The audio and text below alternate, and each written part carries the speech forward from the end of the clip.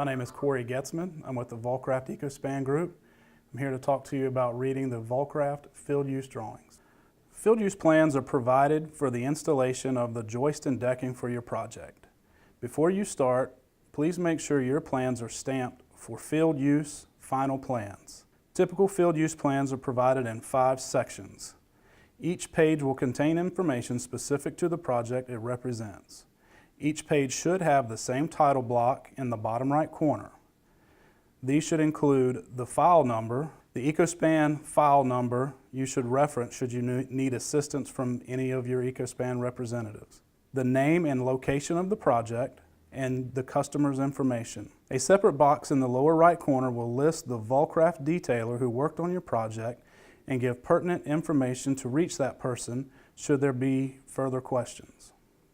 The first page of the plans should be labeled JN1.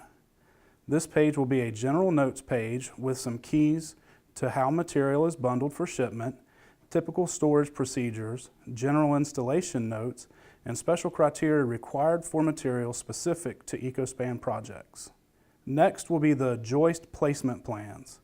These sheets will be labeled J1, J2, J3, J4, etc. as you follow through the size of your project.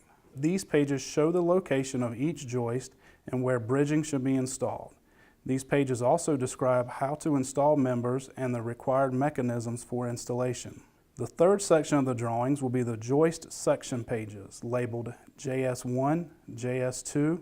These sections are cut on the joist layout plans to help identify bearing in conditions, special requirements, and give great pictorial representations on how the joist and bridging are installed together. For each differing condition required, a separate section will be cut at the location where it will be utilized.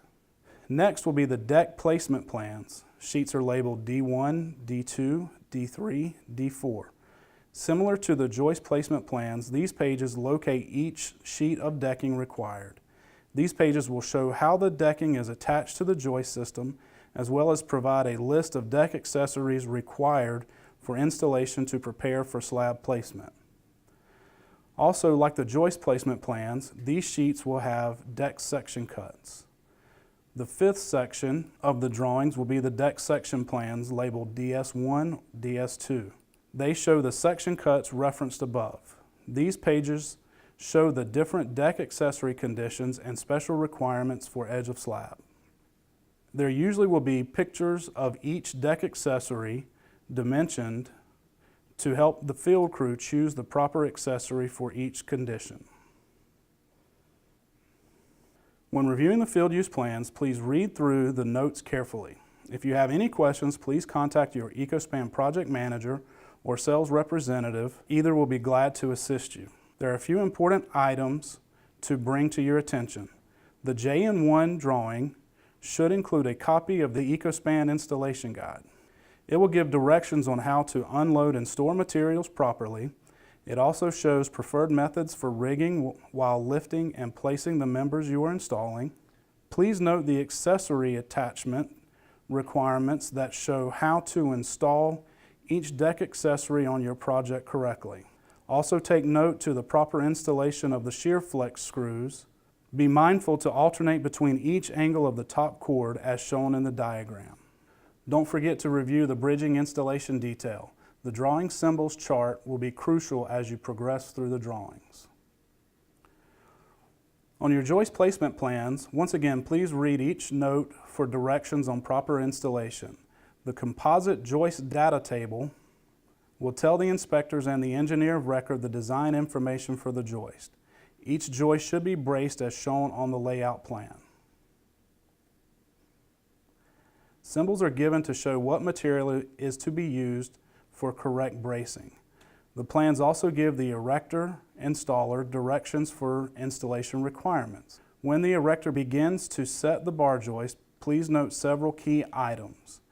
Each joist is tagged with a J number. The joist itself will have a metal tag showing its J mark. On the plan, you can see the J mark and other symbols for that particular joist. Each mark on the plan should have a triangle at one end. If you refer back to the drawing symbols on JN1, you can see this triangle represents the tagged end of the joist. Please be sure the joist end with the metal tag is placed correctly as referenced with the triangle symbol on this layout plan. Follow the symbols and spacing shown for each joist. The dashed lines perpendicular to the joist represent the bridging required to adequately brace the joist. The notes on the joist layout plan tell you what type of bridging is required in each location. Please refer back to JN1 for proper bridging installation. Another piece of information on the joist placement plans are section cuts. These sections show bearing conditions and other special conditions that may be required. In this instance, please look at cut S1. Go to JS1 and find section S1. It shows you the end condition and proper installation of that joist end. The section shows the joist seat should be 4.5 inches deep. It shows the location of holes for a bolted connection. If the end condition of the joist does not match what you see in the section, please check the J mark on the joist to make sure it's the correct member. If there's still an issue, contact your Ecospan representative immediately. If correct, follow the directions shown. When reviewing the deck placement plans, please read through the notes carefully. Each deck type required for that particular plan will be shown on the drawing. Also shown is the required attachment for each deck type. When installing the floor deck with the shear flex screw, be sure to alternate between each angle of the top cord. Also shown on this page are the accessories as well as quantities required. Instead of labeling each sheet of deck, the drawing shows the deck bundle number to be used in each location. Be sure to use the correct bundle and that each sheet of deck is the correct length. Be sure to follow the attachment pattern, including side lap requirements. The deck layout plan also shows the location of deck accessories required. A description of each deck accessory is shown on the deck section drawings. Also remember the required attachment of each deck accessory is shown on JN1. Like the joist placement plan, the deck placement plan has sections cut for additional notes and conditions. These sections are shown on DS1.